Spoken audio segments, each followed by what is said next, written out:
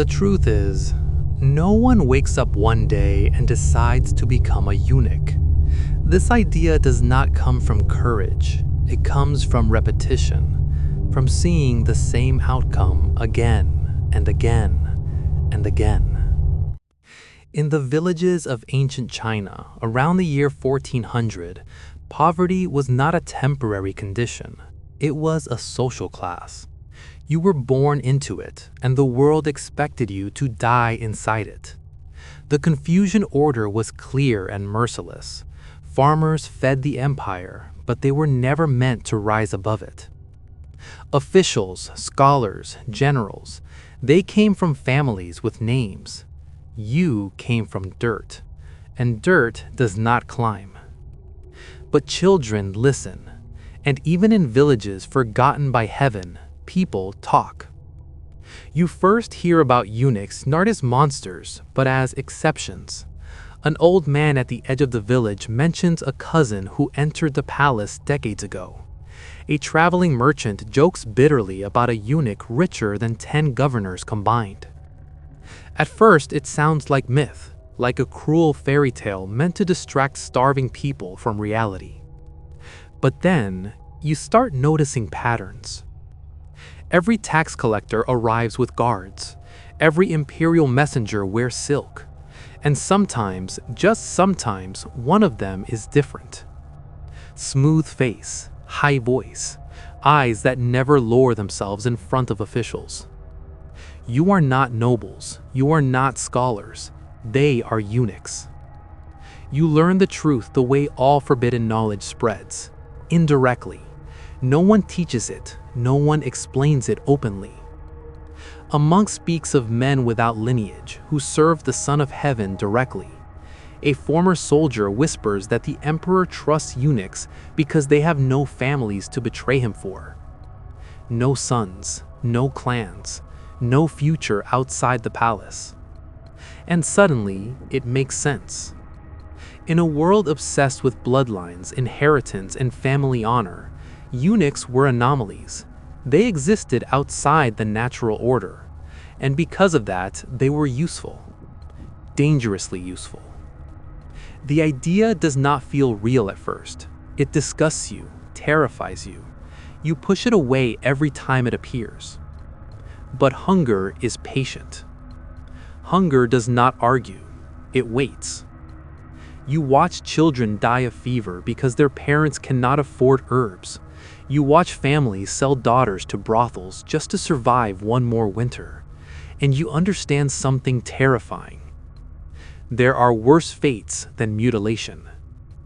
The final confirmation comes not from a story, but from an opportunity.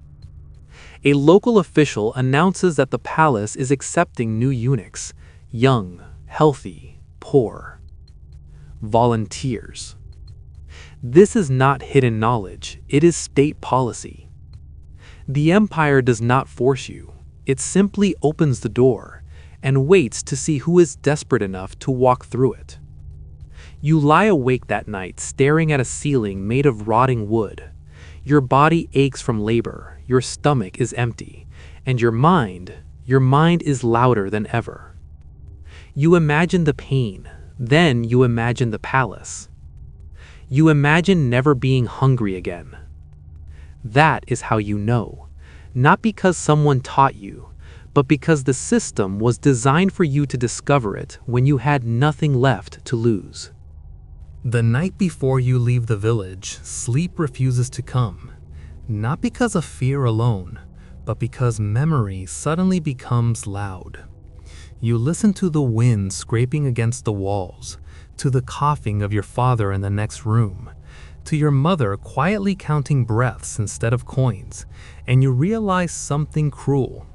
This place has already taken everything from you except your body. No one stops you, not because they approve, but because they understand. In villages like yours, survival is not judged, it is observed. You leave before sunrise, carrying nothing but a small cloth bundle and a decision that feels heavier with every step away from home. The road to the capital is long, and it is filled with others like you. Young boys with hollow eyes, some silent, some praying, some already broken. No one speaks of what awaits you. Everyone knows. The registration hall is cold and efficient. Names are written, bodies are inspected, teeth, limbs, skin. The Empire does not want weak tools. Once approved, there is no turning back. The knife room is not chaotic. That is the most terrifying part. It is organized, cleaned, reused. Pain here is not personal, it is administrative. The man holding the blade does not hate you. He does not pity you. To him, you are a task. What happens there is spoken of only in fragments in history books, because the truth is too ugly to decorate with words. Your scream is not heroic, it is animal, and when it ends, the silence feels wrong. You wake up changed, not just physically. Something inside you has gone quiet forever. Desire, impulse, future. Weeks pass, you heal enough to stand, enough to walk, enough to obey. You are given a new name, your old one is no longer useful. Identity in the palace is a privilege, you do not have one yet. Life inside the Forbidden City is not grand the way stories describe it. It is rigid, repetitive, controlled. Every step is measured, every word weighed, every mistake remembered. Eunuchs do not compete openly. They survive by alignment, by silence, by knowing when not to exist. You learn quickly who holds power and who pretends to. By the Ming Dynasty, eunuchs had become a necessary contradiction in the Confucian system. Official ideology despised them, practical politics depended on them. Scholars spoke of virtue, eunuchs handled reality. You observe ministers bow with stiff smiles while whispering insult behind silk sleeves. You watch generals kneel, knowing their armies mean nothing inside these walls. The palace is not ruled by strength, it is ruled by access. And access is controlled by people like you. At first, you hate this realization. Then you fear it.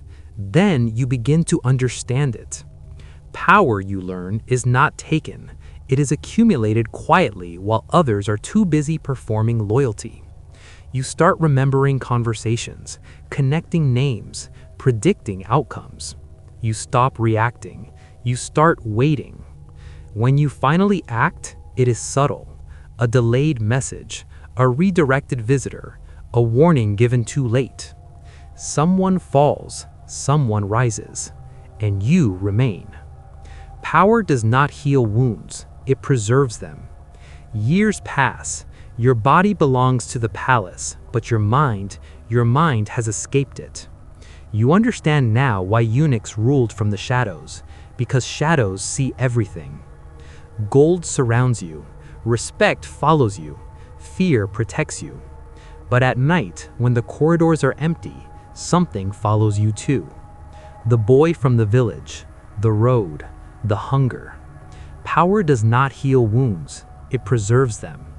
And so, as the empire breathes in and out through wars, reforms, and betrayals, you stand at its center, incomplete, unmatched, unforgettable. You escaped poverty, you shaped history, you paid the price. The question is not whether it was worth it. The question is, what part of you decided that it had to be? Power never announces its end. It simply begins to rot quietly. For years, you have lived behind veils of silk and protocol, surrounded by guards, servants, and officials who bow lower than they mean to. You tell yourself this is stability, but deep inside, something has changed. People no longer come to you for guidance. They come out of fear. The emperor grows older. His hands shake when he signs documents. His breath shortens when he laughs. You notice it before anyone else does, because you have trained yourself to notice weakness. So have your enemies. Whispers begin again. Not the useful ones you once collected, but the dangerous kind. A minister avoids your gaze. A general smiles too confidently. A memorial disappears before reaching the throne.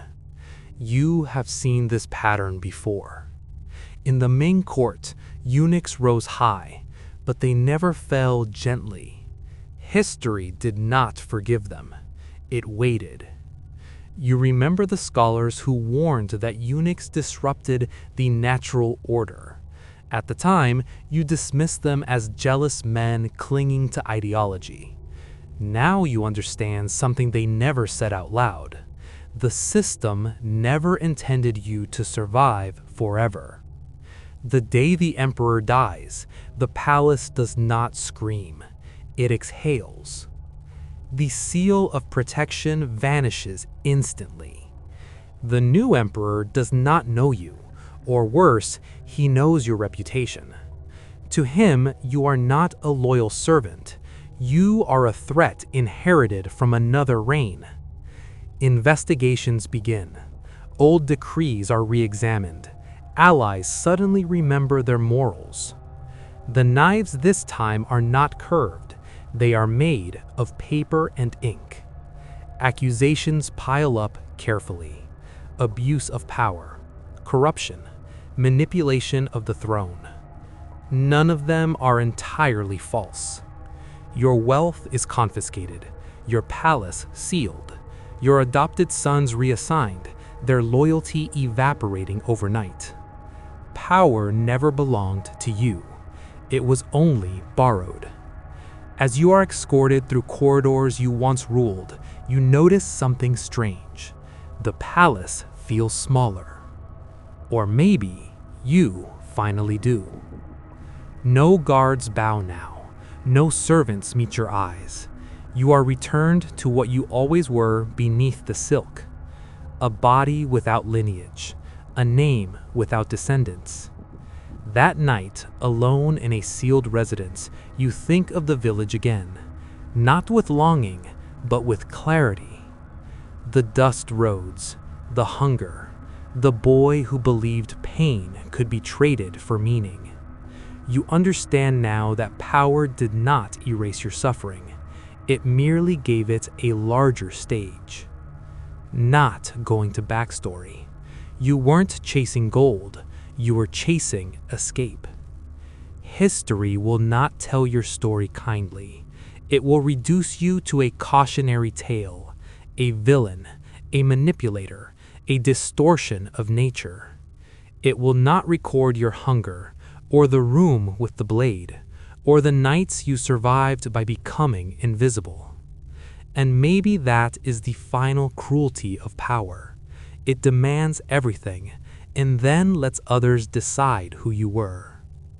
So ask yourself one last time, if a system is so cruel that a child must destroy himself to escape it, is the child a monster? Or is it the system? The wind still carries dust across forgotten village roads. Empires still arise. Power still whispers promises. And somewhere, another boy is listening.